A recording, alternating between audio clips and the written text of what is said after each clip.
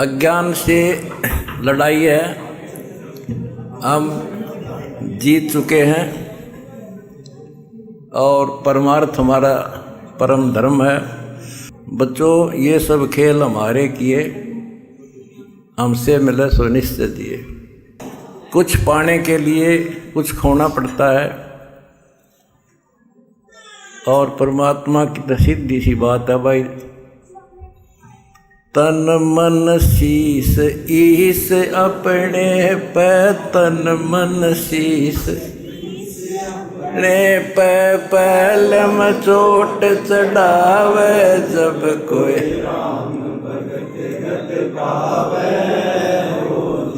तो बच्चों इतनी सी बात है, हमने तो उस दिन सौंप दिया था इसको। अगर शरीर इसका होगा तो इसने कोई खतरा नहीं। अब विश्व आपके साथ होगा और आपके मुंह की तरफ देखा करेगी जनता। हमने कदे ना बुरा किसी का सोचा ना सोचा, आखिरी सांस तक भला कराएंगे, भले का अंत भला होया करे। लंबी लड़ाई जीत का है यहाँ जब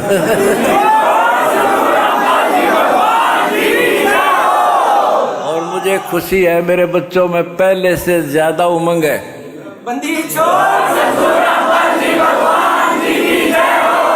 कहता माता भगत जने, या दान दाता या सूर, ना तेरे ले बांझड़ी क्यों व्यर्थ गवावे दूर। तुम तो तीनों क्वालिटी के जन्म रखे हो तेरी माँ ने।